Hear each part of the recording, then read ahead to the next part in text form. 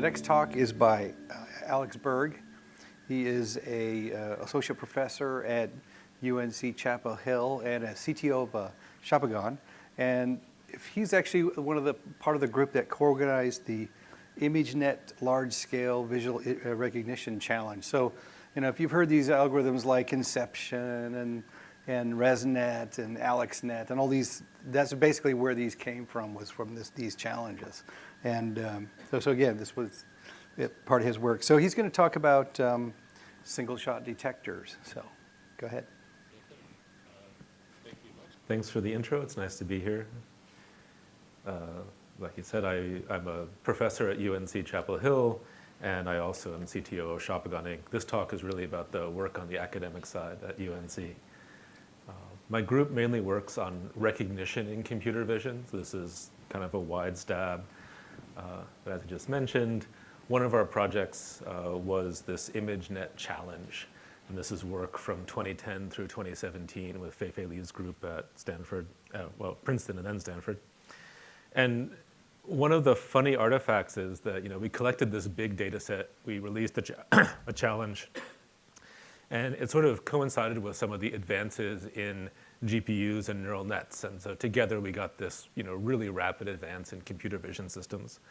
But almost all of the baseline networks we see, it's like I go down and I see demos of various networks running on embedded devices, which is amazingly cool to see. But a lot of them were pre-trained on this ImageNet data set. So at the same time, when people show like the silly things that networks mistake or the things they get confused by, part of that is artifacts of the network architecture, and part of that is artifacts of the data that was trained on. So I feel some responsibility on that side too. More recently, I've worked with a professor at Purdue on the low power image recognition challenge. This is basically taking the ImageNet style tasks and plugging in a power meter. So you can measure things like the mean average precision, the accuracy of a detector divided by how many watts it uses. So MAP per watt. In the past, we held this at DAC, and more recently, we've been holding it at CVPR. Also on the research side, I work on problems like recognition and detection. So our single-shot detector was a relatively fast and accurate detector. This came out in 2016. And this was really making detection closer to the computational cost of image classification. So before that, detection was relatively expensive. You would not run detection on 1 billion images for general object categories. You might do it for faces, for cars, for specific categories. Doing it for general object categories really came sort of after some of these fast detection techniques around 2016. And so I'll talk a little bit more about SSD and some of its successors now. And so in general, it's been really gratifying as a researcher in this field who started in the late 90s when computer vision didn't work and it was very slow. Seeing these things work and in embedded devices is really great. I mean, this is wonderful to see.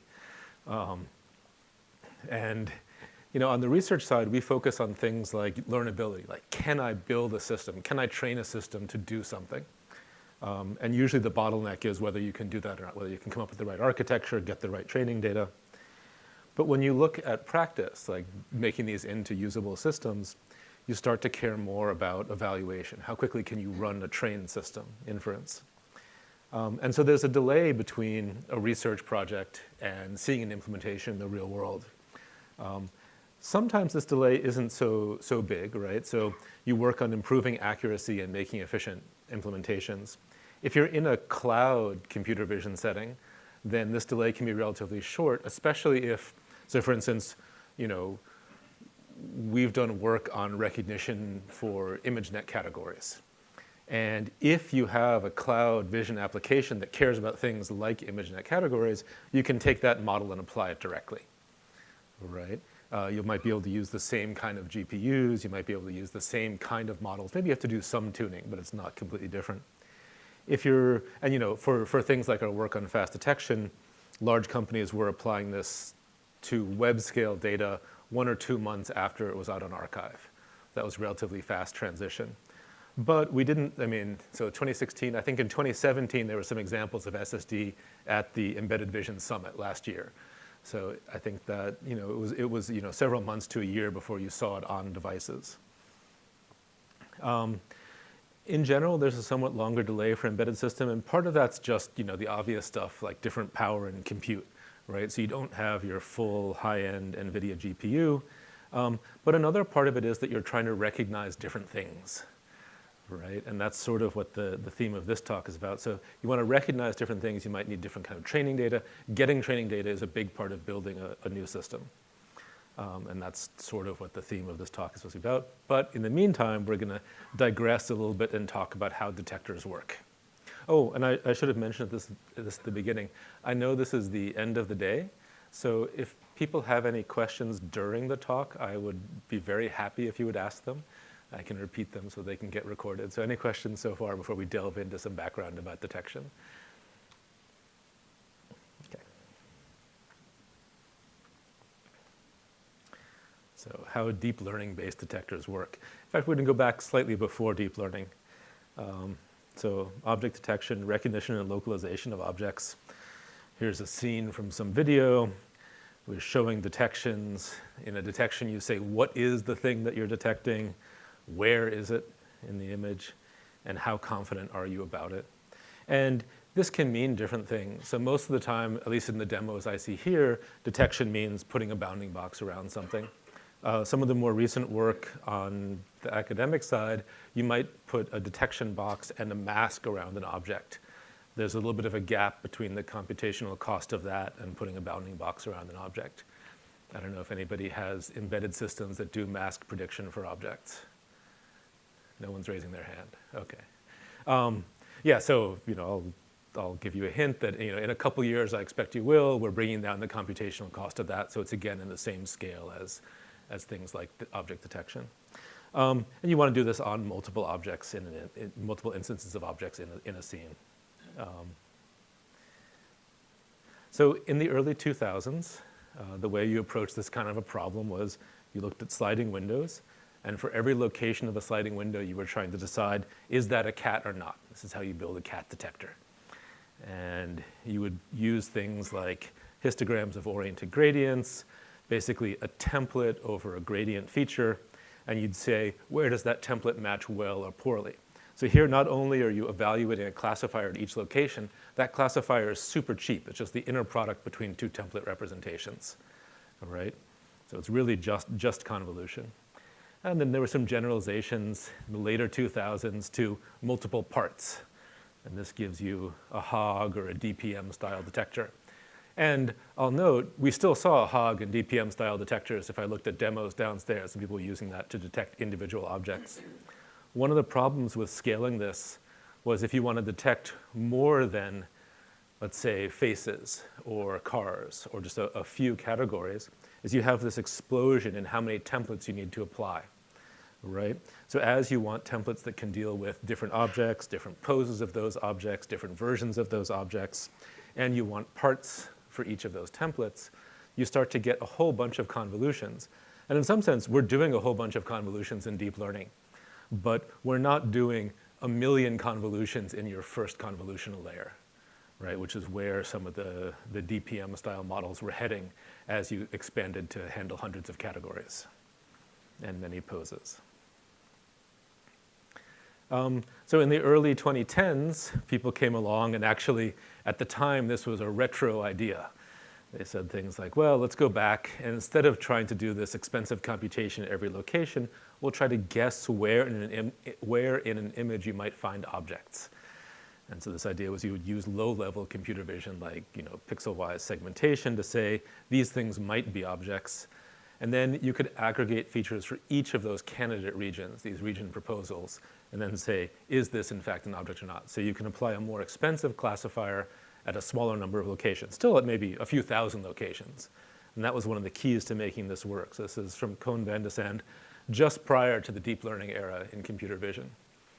And this was really, this is an idea that had been around in computer vision for ages, this idea of perceptual organization, or like when people look at the world, they don't say that there might be a person anywhere. They zoom in almost immediately on where there might be people in a scene, right? So the idea was that you would get computers to do that same kind of thing for object detection.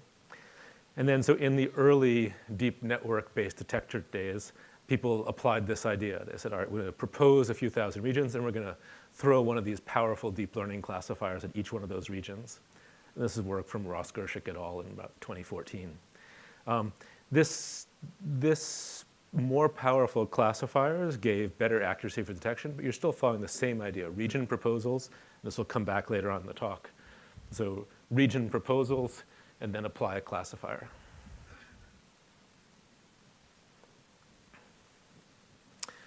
Of course, the way things work, we go back to sliding windows. So that was 2014. And then in 2016, sliding windows come back. So not in the same old hog version, where you apply a classifier to every possible sliding window location, but on a sparser set of windows. So for one window, you'll output something like a refined estimate of location and an estimate of what's there. So for this large pink region, orange mauve or something, you'll find, let's say, the cat's kind of down and to the right, and it's a cat and not a dog. And then for another candidate region, you'll regress and say, well, there's an object that's sort of up from where I was. It's kind of dog-like and a little bit cat-like. The main idea here is that the more powerful deep learning-based classifiers allow more complex predictions. And this is the idea that underpins things like the SSD detector from my group. It underpins the YOLO detector. Tiny YOLO was a pretty common thing that people were using for demos downstairs. It underpins the RetinaNet idea.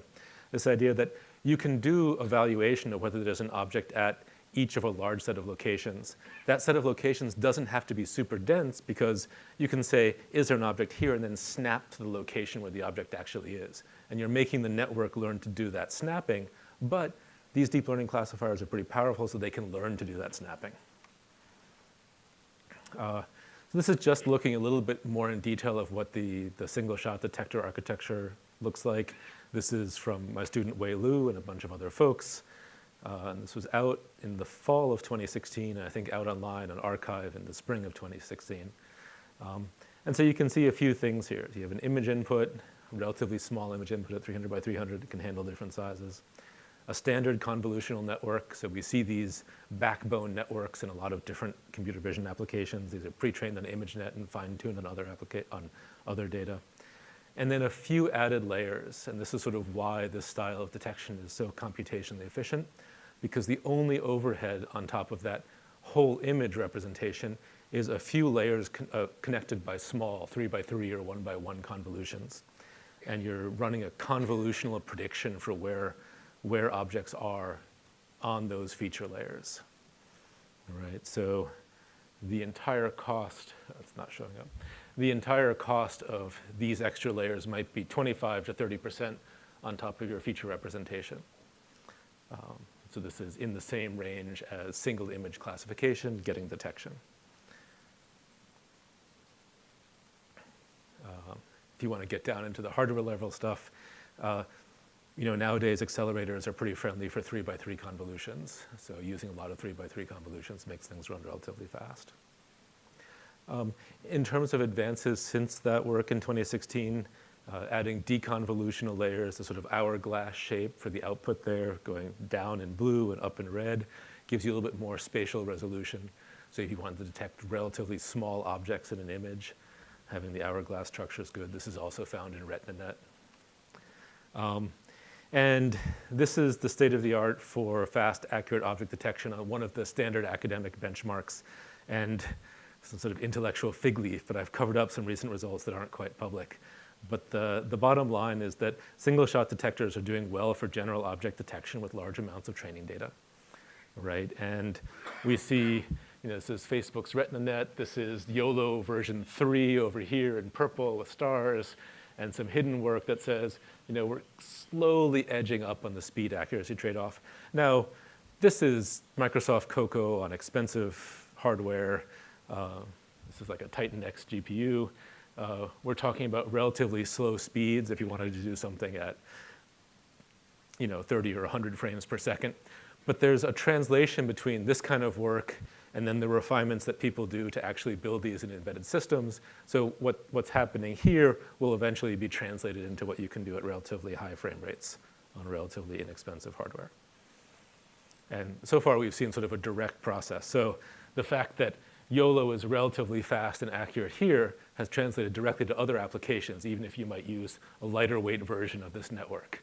So you can sort of predict how things will work in other regimes by looking at it here. So this is all about relatively big computer vision data sets where we get hundreds to thousands of examples of each thing that we want to detect.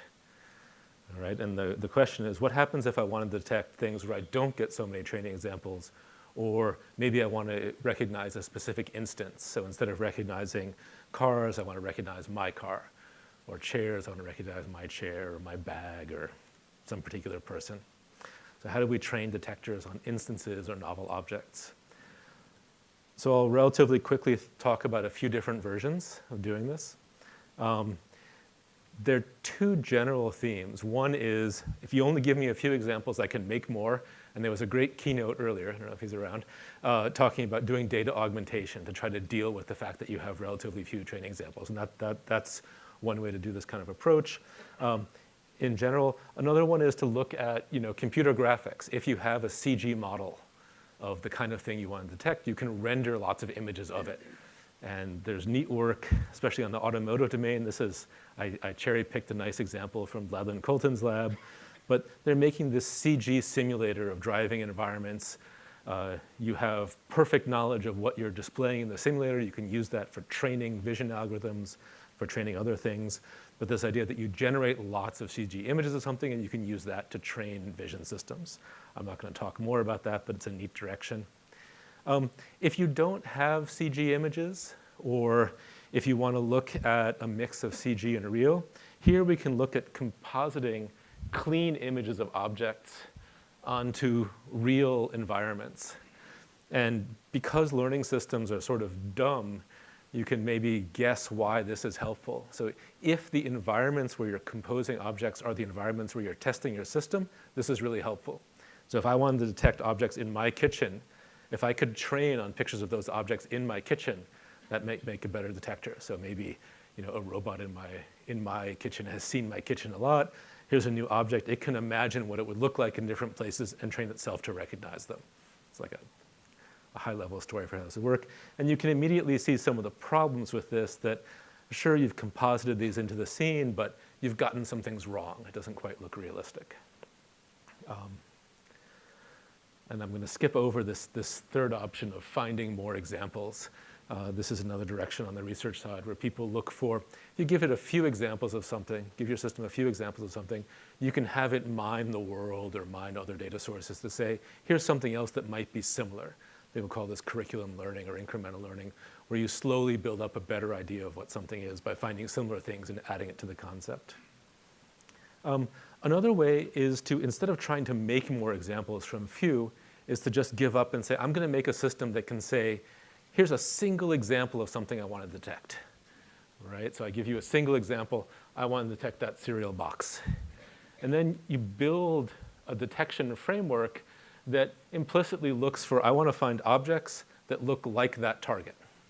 So it learns to do some sort of joint embedding between a representation of the target and a representation of parts of the image, and then say, yes, that was an object that looked like the target. So you can take advantage of pre-training to learn what objects look like. You can take advantage of pre-training to learn how to compare objects and targets, and then you can use those together to build a target-driven instance detector.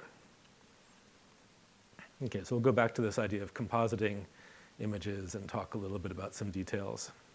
So you start with clean object images, scene images, make a composite, use it for training. Again, deep networks can overfit to almost anything you pick. One of the things they can overfit to is the composition artifacts when you put one object in front of another.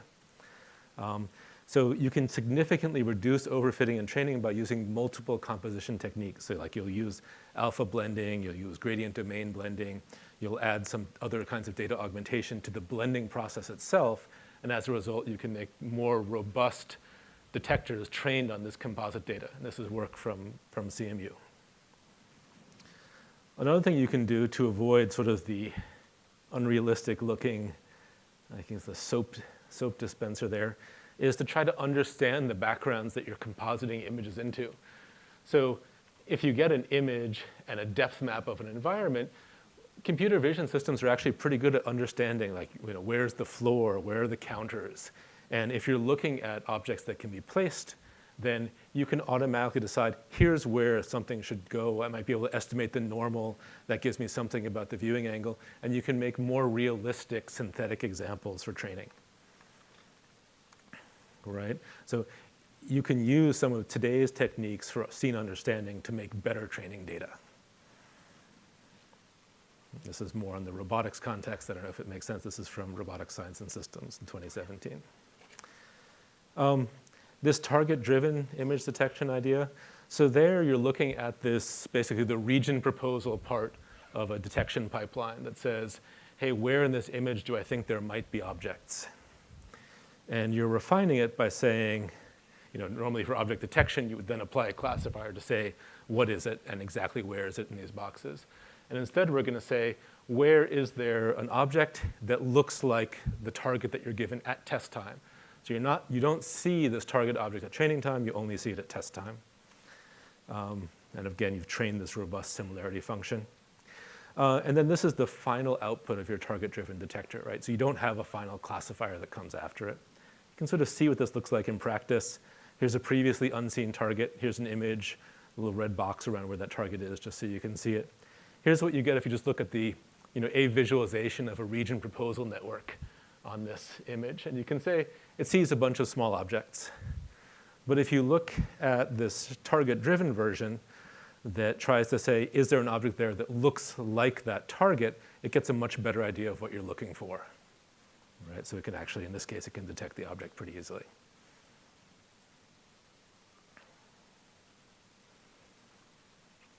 Okay, so I think I'm out of time. So I'll say thanks to many co-authors over the years. The ones in this talk are mainly at the top. And the general theme I like to push about detection these days is broadening the scope, focusing on speed and accuracy for practical applications, looking at instance detection instead of in addition to category detection, dealing with a few training examples, and like I hinted a little bit, looking at outputs beyond just bounding boxes, looking at segmentation masks around objects, things you might want to know for interacting with the object, things like key point prediction. These are all directions for work on detection on the research side, and references on my page, and LPIRC is at Rebooting Computing IEEE. Okay, thanks. Excellent. So, questions? Step up to the microphone. We have a few minutes. Yeah, okay, go for it. Thank you for that. The composition tools that you use, I'm assuming that they also do like automatic ground truthing at the time that you're doing the composition, or do you have to go through another phase of ground truthing? Yes. So we know where we're compositing something, so we know where it is and where the detector should output it. We might even know what pose it's in if we're trying to do pose prediction with detection.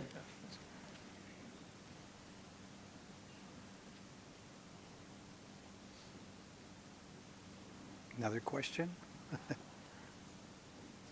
No more? Yes? On your last approach, do you build a similarity match or do you build a similarity difference? Yeah, so I will Repeat. go back. I'll repeat it, yeah. So is it a discriminator or Right. is it a matcher? So he was asking, when we do this target-driven instance detection, what we're learning here, I called it a robust similarity. And the question was, is it a similarity or is it a difference? And the funny thing is we learn both. So hidden inside that embedding, this TDID embedding, is a branch that's looking at similarity and a branch that's looking at differences. So you need to discriminate all the other objects. Yes, exactly. So we put these together. We also have some more traditional similarities. These are all combined into that embedding and used for the final classification. So when you train, do you introduce only the target image or do you introduce all the other images that should be When you're training, you introduce, so each time you train, you're introducing an image and the target that you're trying to detect, and your positive examples are where that target was, your negative examples are everything else. but you train your network and you train your embedding over many different images and targets. So it does learn to discriminate between the different targets. For SSD on a really constrained platform, there's sort of a trade-off in increasing your number of sort of anchor boxes and making it harder on the network versus there are fewer things for it to reason about. Can you comment any on that's finding that sweet spot? Yeah, so I think this is a great question. I mean, in some sense, this is why the single-shot approaches work, is because you can have a coarser sampling of anchor boxes. If you look at Tiny YOLO, it's a very coarse sampling of anchor boxes. It can snap to the right position sometimes, but that's gone to a relatively coarse grid, and therefore you lose some accuracy.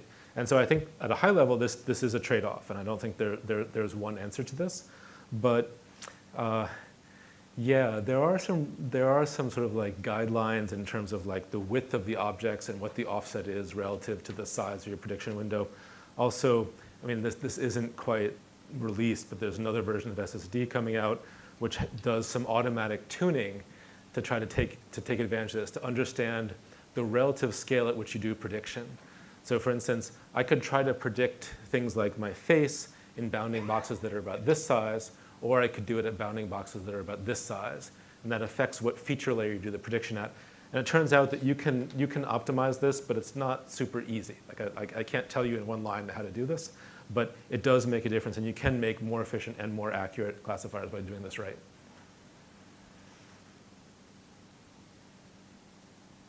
More questions? Anybody? Yeah.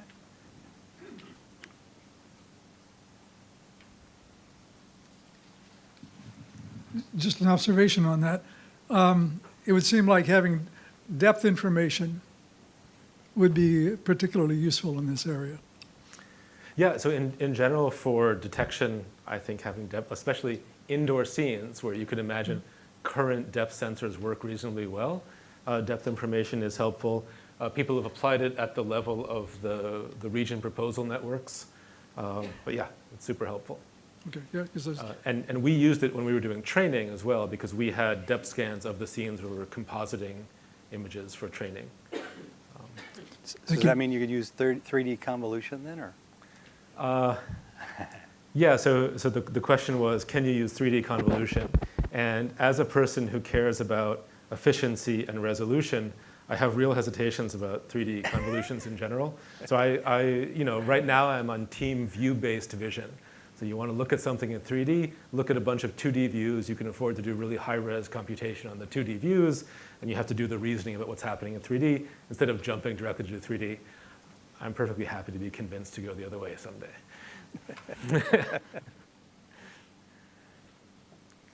We got just a couple more minutes. Yeah, go ahead.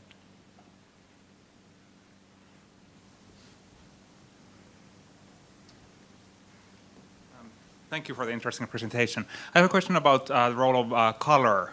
So the old or pre-deep neural networks, computer vision, didn't really use color a whole lot, or it was considered a separate field in computer vision. In convolutional neural networks, you usually start with the color image. How much does the color actually help there?